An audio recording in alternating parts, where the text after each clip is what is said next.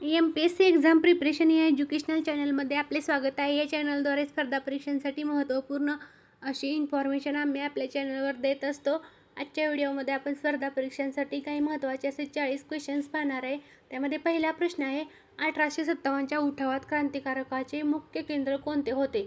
त्यासाठी first option आहे Delhi, second option आहे मुंबई, थर्ड ऑप्शन आहे मेरठ आणि फोर्थ ऑप्शन आहे झाशी. तर या प्रश्नाचे उत्तर आहे दिल्ली. 1857च्या उठावात क्रांतिकारकाचे मुख्य केंद्र हे दिल्ली होते. स्पर्धा परीक्षांसाठी हे पॉईंट्स खूप महत्त्वाचे आहेत. त्यानंतर दुसरा प्रश्न आहे, बनारस हिंदू विद्यापीठाची स्थापना कोणी केली? त्यासाठी फर्स्ट ऑप्शन आहे स्वामी विवेकानंद, सेकंड ऑप्शन आहे स्वामी दयानंद सरस्वती, थर्ड ऑप्शन आहे स्वामी श्रद्धानंद आणि फोर्थ ऑप्शन आहे पंडित मदन मोहन मालवीय. तर या प्रश्नाचे उत्तर आहे पंडित मदन मोहन मालवीय. पंडित मदन मोहन मालवीय यांनी बनारस येथे हिंदू विद्यापीठाची स्थापना केलेली होती. स्पर्धा परीक्षांसाठी या क्वेश्चनवरून दुसरा देखील क्वेश्चन तयार होतो, हिंदू विद्यापीठाची स्थापना कोठे झाली होती? तर या प्रश्नाचे उत्तर आहे बनारस. पंडित मदन मोहन मालवीय यांनी हिंदू विद्यापीठाची स्थापना बनारस येथे केलेली होती. त्यानंतर थर्ड प्रश्न आहे, चेंज वी कॅन बिलीव्ह या पुस्तकाचे लेखक कोण आहेत? त्यासाठी फर्स्ट ऑप्शन आहे बराक ओबामा, सेकंड ऑप्शन आहे तस्लिमा नरसिन, थर्ड ऑप्शन आहे व्लादिमीर पुतिन आणि फोर्थ ऑप्शन आहे सलमान रश्दी. तर या प्रश्नाचे उत्तर आहे Barack Obama. Change we can believe या पुस्तकाचे लेखक बराक ओबामा आहेत.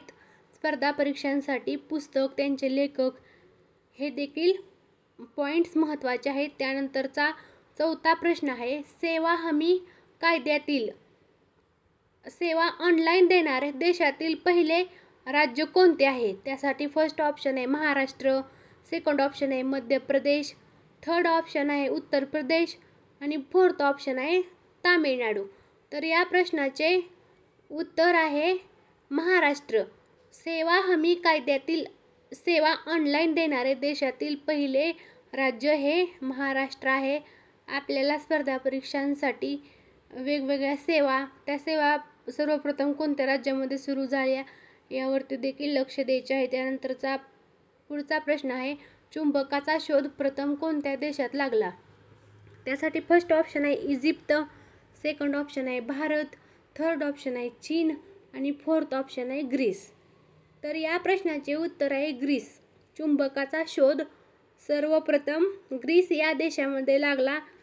स्पर्धा परीक्षांसाठी शोध कोणत्या देशात लावले, त्याचबरोबर त्या शोध लावणाऱ्या संशोधकाचे नाव काय यावरती देखील फोकस करणे गरजेचे आहे. त्यानंतरचा नेक्स्ट क्वेश्चन आहे, खालीलपैकी महाबळेश्वरला कृष्णा नदीचा उगम कोणत्या ठिकाणी होतो? त्यासाठी फर्स्ट ऑप्शन आहे पवना, सेकंड ऑप्शन आहे पाषाण सरोवर, थर्ड ऑप्शन आहे वेण्णा सरोवर आणि फोर्थ ऑप्शन आहे यापैकी नाही. तर या प्रश्नाचे उत्तर आहे वेण्णा सरोवर. महाबळेश्वरमध्ये कृष्णा नदीचा उगम हा वेण्णा सरोवर या ठिकाणी होतो. आपल्याला स्पर्धा परीक्षांसाठी नदी, त्यांचे उगमस्थान, त्याचबरोबर त्या नद्यांच्या उपनद्या, त्या नद्या कोणत्या समुद्राला जाऊन मिळतात यावरती देखील लक्ष ठेवणे गरजेचे आहे. त्यानंतरचा पुढचा प्रश्न आहे, भारताच्या संविधानात एकूण किती अनुसूची आहेत? स्पर्धा परीक्षांसाठी भारताचे संविधान देखील खूप महत्त्वाचा टॉपिक आहे. यावरती खूप क्वेश्चन्स विचारले जाऊ शकतात. त्यामध्ये असणारे वेगवेगळे कायदे, त्याचबरोबर संविधानाचे अध्यक्ष, मसुदा समितीचे अध्यक्ष हे देखील आपल्याला लक्षात ठेवायचे. तर या प्रश्नाचे उत्तर आहे 12. भारताच्या संविधानात एकूण 12 अनुसूची आहेत. स्पर्धा परीक्षांसाठी हा पॉईंट देखील लक्षात ठेवायचा आहे. त्यानंतरचा नेक्स्ट क्वेश्चन आहे, यशवंतराव चव्हाण मुक्त विद्यापीठ महाराष्ट्रात कोणत्या ठिकाणी आहे? त्यासाठी फर्स्ट ऑप्शन आहे पुणे, सेकंड ऑप्शन आहे मुंबई, थर्ड ऑप्शन आहे नाशिक आणि फोर्थ ऑप्शन आहे सोलापूर. तर या प्रश्नाचे उत्तर आहे नाशिक. यशवंतराव चव्हाण मुक्त विद्यापीठ नाशिक या ठिकाणी. स्पर्धा परीक्षांसाठी आपल्याला विद्यापीठ, त्या विद्यापीठाची स्थापना, त्याचबरोबर त्या विद्यापीठाचे असणारे दुसरे नाव देखील आपल्याला लक्षात ठेवायचे आहे. विद्यापीठाचे सध्याचे कुलगुरू कोण आहेत यावरती देखील क्वेश्चन्स विचारले जाऊ शकतात. त्यानंतरचा नेक्स्ट क्वेश्चन आहे, महाराष्ट्रातील पहिले आकाशवाणी केंद्र कोठे स्थापन झाले? त्यासाठी फर्स्ट ऑप्शन आहे पुणे, सेकंड ऑप्शन आहे मुंबई, थर्ड ऑप्शन आहे सोलापूर आणि फोर्थ ऑप्शन आहे यापैकी नाही. तर महाराष्ट्रातील पहिले आकाशवाणी केंद्र मुंबई या ठिकाणी स्थापन झालेले होते. आपल्याला स्पर्धा परीक्षांसाठी महाराष्ट्रातील पहिले हा टॉपिक पूर्ण करायचा आहे. त्यामध्ये महाराष्ट्रातील पहिले दूरदर्शन केंद्र, त्याचबरोबर महाराष्ट्रातील पहिले साप्ताहिक, त्यानंतर वेगवेगळे असणारे वृत्तपत्रे यावरती देखील आपल्याला लक्ष ठेवायचे आहे. त्यानंतरचा नेक्स्ट क्वेश्चन आहे, महाराष्ट्र राज्याचा राज्यपक्षी कोणता आहे? त्यासाठी फर्स्ट ऑप्शन आहे मोर, सेकंड ऑप्शन आहे पोपट, थर्ड ऑप्शन आहे हरावत आणि फोर्थ ऑप्शन आहे घार. तर या प्रश्नाचे उत्तर आहे हरावत. महाराष्ट्र राज्याचा राज्यपक्षी हा हरावत आहे, की जी एक कबुतराची जात आहे, हिरवे कबूतर, त्याला हरियाल देखील म्हणतात. त्यामुळे स्पर्धा परीक्षांसाठी आपल्याला महाराष्ट्र राज्याचा राज्य पक्षी, त्याचबरोबर राज्य प्राणी, राज्य वृक्ष, राज्य फूल यासारखे देखील पॉईंट लक्षात ठेवायचे आहेत. त्यानंतर पुढचा प्रश्न आहे, महाराष्ट्र राज्याचा राज्य प्राणी कोणता आहे? त्यासाठी फर्स्ट ऑप्शन आहे शेकरू, सेकंड ऑप्शन आहे वाघ, थर्ड ऑप्शन आहे सिंह आणि फोर्थ ऑप्शन आहे हत्ती. तर या प्रश्नाचे उत्तर आहे शेकरू. महाराष्ट्र राज्याचा राज्य प्राणी हा शेकरू आहे, की ही एक खारीची जात आहे आणि ते प्रामुख्याने भीमाशंकरच्या जंगलामध्ये सापडतात. तर महाराष्ट्र राज्याचा राज्य प्राणी शेकरू आहे आणि महाराष्ट्र राज्याचा राज्य पक्षी हा हरियाल नावाचे कबूतर आहे. त्यानंतरचा पुढचा प्रश्न आहे, महाराष्ट्र राज्याचा राज्यफूल कोणते आहे? तर बघा, महाराष्ट्र राज्याचे राज्यफूल कोणते आहे? त्यासाठी फर्स्ट ऑप्शन आहे गुलाब, सेकंड ऑप्शन आहे कमळ, थर्ड ऑप्शन आहे तामण आणि फोर्थ ऑप्शन आहे यापैकी नाही. तर या प्रश्नाचे उत्तर आहे तामण. महाराष्ट्र राज्याचे राज्यफूल हे तामण आहे, की ज्याला मोठा बोंडारा असे देखील म्हणतात.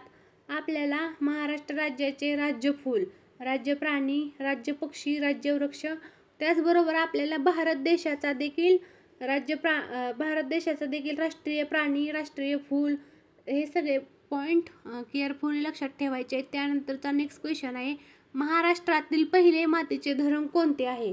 त्यासाठी फर्स्ट ऑप्शन आहे जायकवाडी, सेकंड ऑप्शन आहे गंगापूर, थर्ड ऑप्शन आहे उजनी आणि फोर्थ ऑप्शन आहे कोयना. तर बघा, आपला प्रश्न आहे की महाराष्ट्रातील पहिले मातीचे धरण कोणते आहे? तर या प्रश्नाचे उत्तर आहे गंगापूर. महाराष्ट्रातील पहिले मातीचे धरण हे गंगापूर नावाचे धरण आहे. आपल्याला स्पर्धा परीक्षांसाठी वेगवेगळी धरणे, ती धरणे कोणत्या नदीवर आहेत किंवा त्या धरणाचे दुसरे टोपण नाव काय आहे हे पॉईंट लक्षात ठेवायचे आहेत. महाराष्ट्रातील पहिले यावरती देखील स्पर्धा परीक्षांसाठी क्वेश्चन्स विचारले जातात. त्यानंतरचा नेक्स्ट क्वेश्चन आहे, सूर्यमालेतील सर्वात मोठा ग्रह कोणता आहे? त्यासाठी फर्स्ट ऑप्शन आहे गुरु, सेकंड ऑप्शन आहे मंगळ, थर्ड ऑप्शन आहे बुध आणि फोर्थ ऑप्शन आहे शनी. तर सूर्यमालेतील सर्वात मोठा ग्रह हा गुरु ग्रह आहे.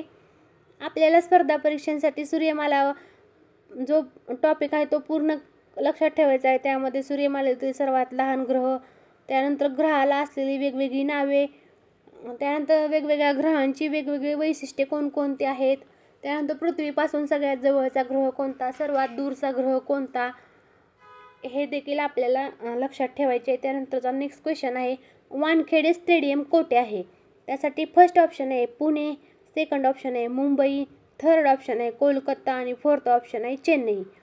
तर या प्रश्नाचे उत्तर आहे मुंबई. वानखेडे स्टेडियम मुंबई या ठिकाणी आहे.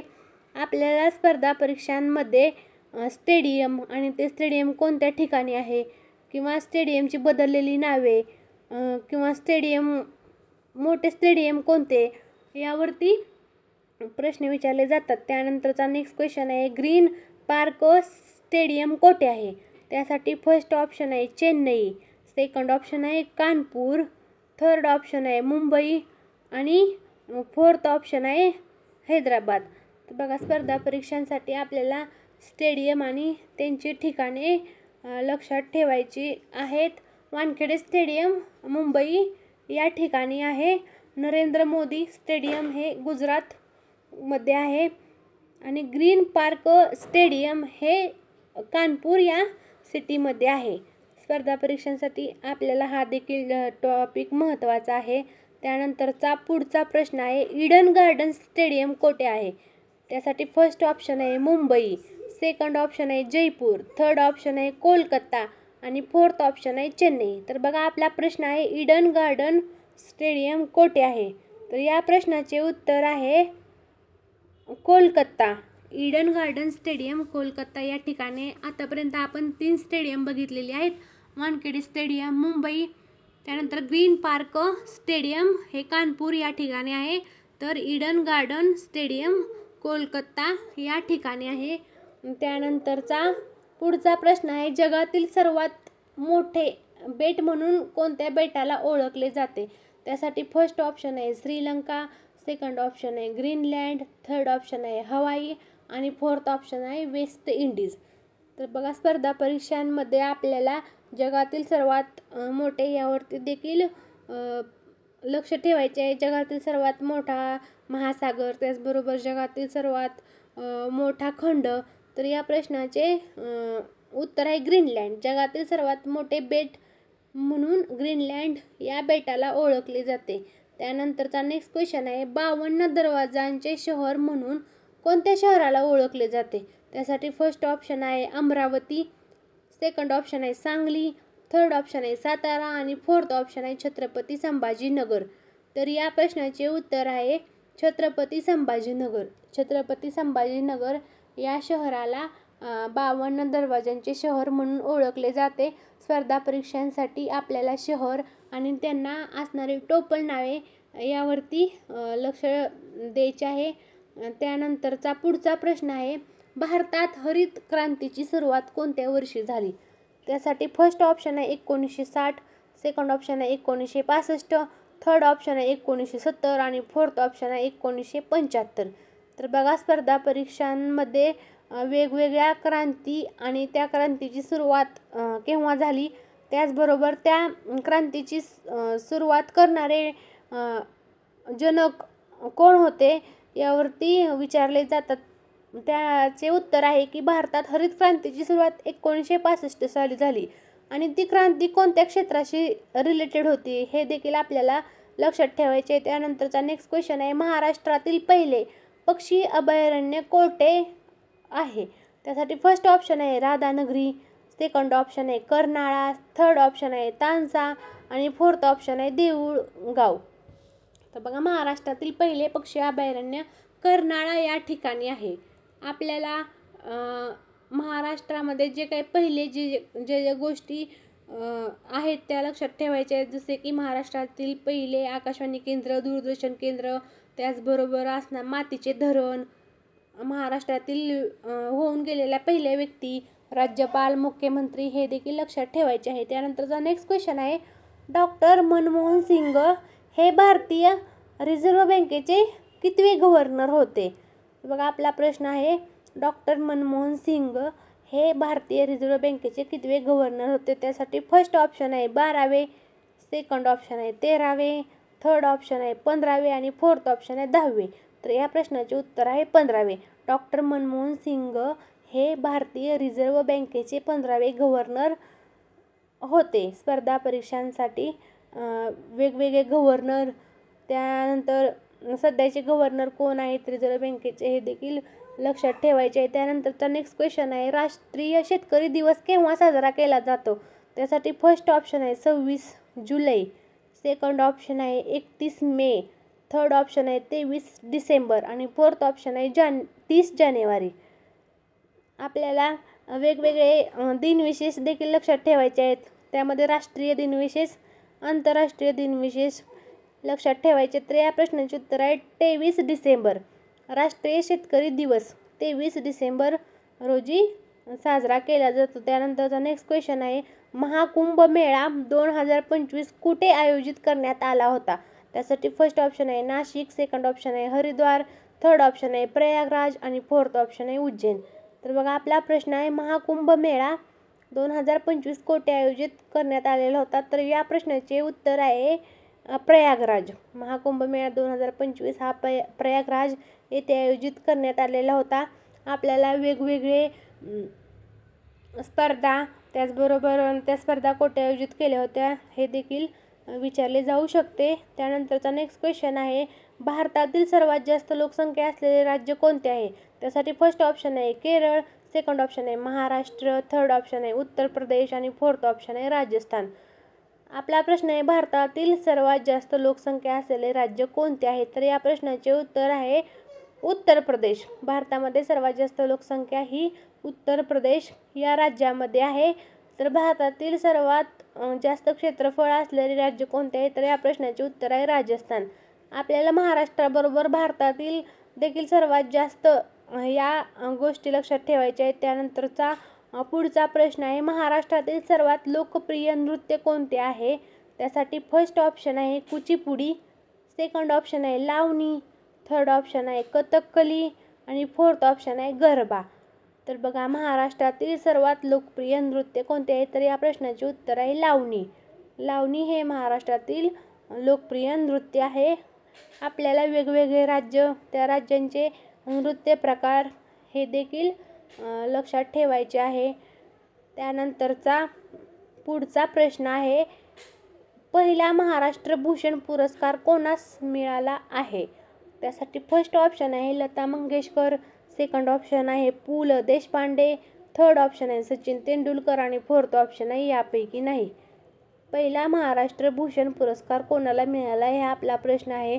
तर या प्रश्नाचे उत्तर आहे पु ल देशपांडे. पु ल देशपांडे यांना पहिला महाराष्ट्र भूषण हा पुरस्कार मिळालेला होता. आपल्याला वेगवेगळे पुरस्कार आणि ते पुरस्कार सर्वप्रथम कोणाला भेटले, त्या पुरस्काराची सुरुवात केव्हा झाली, त्याचबरोबर आता तो पुरस्कार कोणाला देण्यात आलेला आहे यावरती लक्ष द्यायचे आहे. त्यानंतरचा पुढचा प्रश्न आहे, पोलिओ दिवस केव्हा साजरा केला जातो? त्यासाठी फर्स्ट ऑप्शन आहे 25 जून, सेकंड ऑप्शन आहे 24 ऑक्टोबर, थर्ड ऑप्शन आहे 20 मे आणि फोर्थ ऑप्शन आहे 20 जुलै. आपला प्रश्न आहे, पोलिओ दिवस केव्हा साजरा केला जातो? स्पर्धा परीक्षांसाठी आपल्याला वेगवेगळे दिवस लक्षात ठेवायचे आहेत. ते दिवस कोणत्या तारखेला साजरे केले जातात? तर या प्रश्नाचे उत्तर आहे 24 ऑक्टोबर. 24 ऑक्टोबर या दिवशी पोलिओ दिवस म्हणून साजरा केला जातो. त्यानंतरचा नेक्स्ट क्वेश्चन आहे, कावेरी नदीचा उगम कोणत्या राज्यात होतो? त्यासाठी फर्स्ट ऑप्शन आहे कर्नाटक, सेकंड ऑप्शन आहे तामिळनाडू, थर्ड ऑप्शन आहे केरळ आणि फोर्थ ऑप्शन आहे महाराष्ट्र.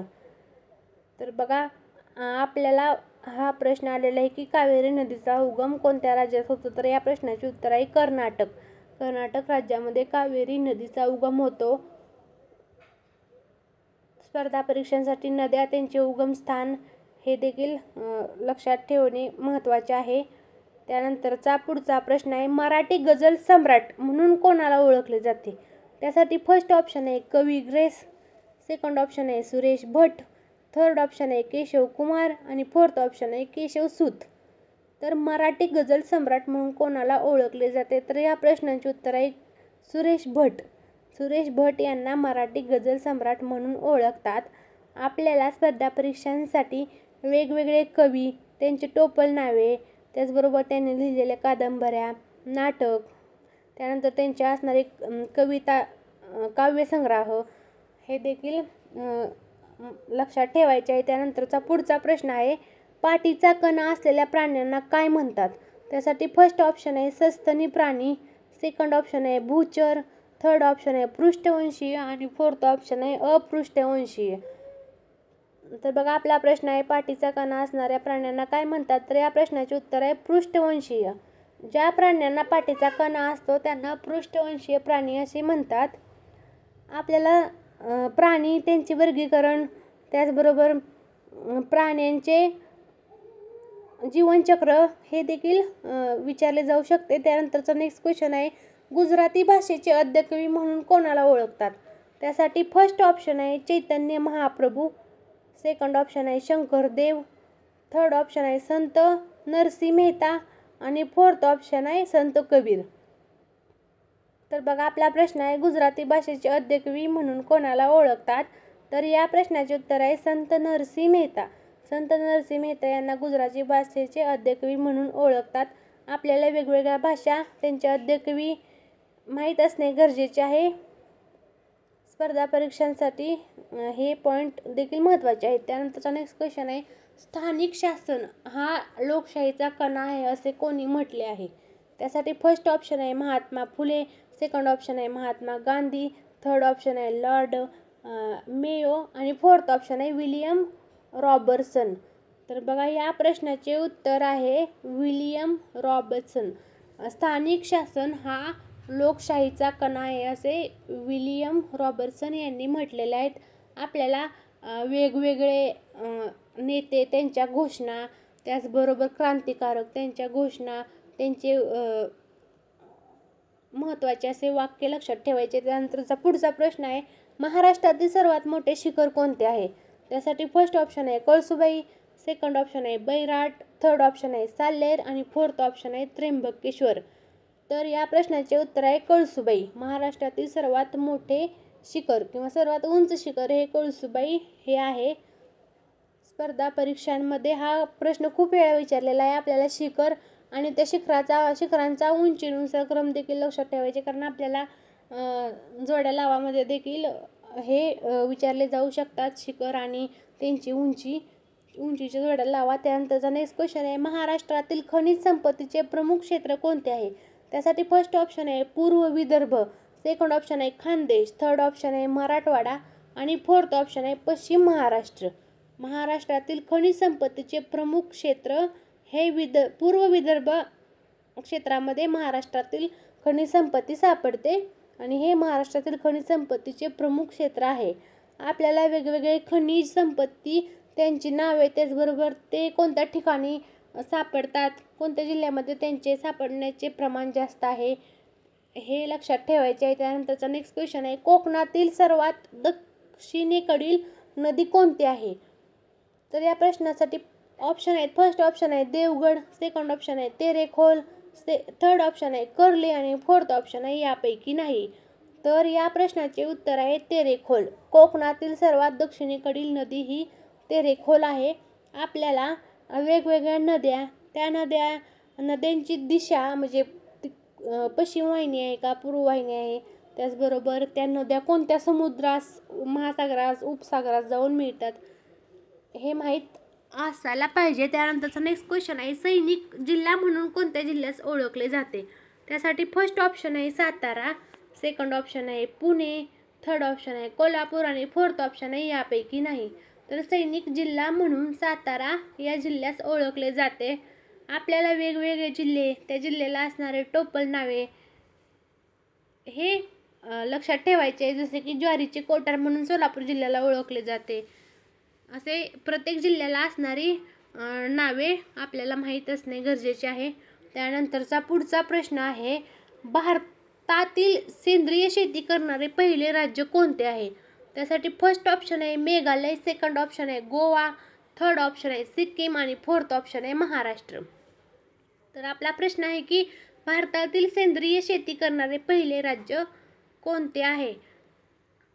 या प्रश्नाचे उत्तर आहे सिक्कीम. तर बघा भारतामध्ये सिक्कीम या राज्यामध्ये सेंद्रिय शेती केली जाते, की जे राज्य भारतातील पहिले राज्य आहे. आपल्याला वेगवेगळे प्रकल्प यावरती माहिती असणे गरजेचे आहे. त्यानंतरचा पुढचा प्रश्न आहे, भारताचे नवीन लष्कर प्रमुख कोण आहेत?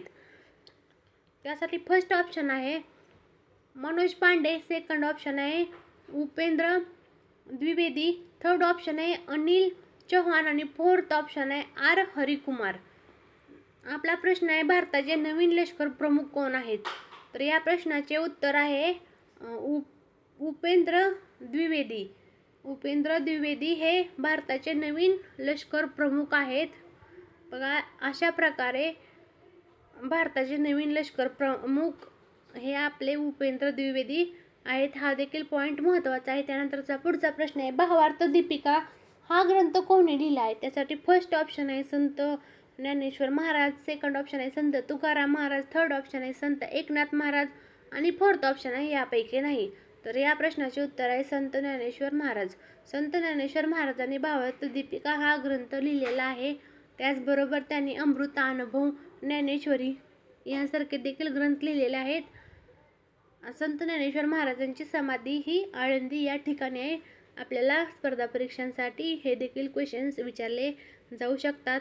अशा प्रकारे आजच्या व्हिडिओमध्ये आपण स्पर्धा परीक्षांसाठी काही महत्त्वाचे असे 40 क्वेश्चन्स पाहिलेले आहेत की जे क्वेश्चन तुम्हाला येणाऱ्या स्पर्धा परीक्षांमध्ये विचारले जाऊ शकतात. जर तुम्हाला हा इन्फॉर्मेटिव्ह व्हिडिओ आवडला असेल तर तुम्ही हा व्हिडिओ जास्तीत जास्त शेअर करा, म्हणजे स्पर्धा परीक्षांची तयारी करणाऱ्या इतर विद्यार्थ्यांना देखील या व्हिडिओचा नक्कीच फायदा होईल. जर तुम्ही पोलीस भरती, तलाठी भरती, सरळ सेवा परीक्षा यांसारख्या इतर स्पर्धा परीक्षांसाठी तयारी करत असाल तर तुमच्या दृष्टीने आपले यूट्यूब चॅनल अत्यंत महत्त्वाचे आहे, कारण यावरती आपण स्पर्धा परीक्षांसाठी महत्त्वाचे असे काही क्वेश्चन्स देत असतो किंवा आधी आलेल्या एक्झाममध्ये जे क्वेश्चन्स आलेले असतात ते क्वेश्चन्स सिलेक्ट करून आपण व्हिडिओ फॉर्ममध्ये आपल्या चॅनलवरती टाकत असतो. त्यामुळे तुम्ही चॅनलवर नवीन असाल तर चॅनलला सबस्क्राईब करा आणि साईडच्या बेल आयकॉनला क्लिक करा, म्हणजे तुम्हाला नवनवीन व्हिडिओचे नोटिफिकेशन भेटून जातील. आणि आपल्या चॅनलसाठी असाच सपोर्ट देत राहा. थँक्यू.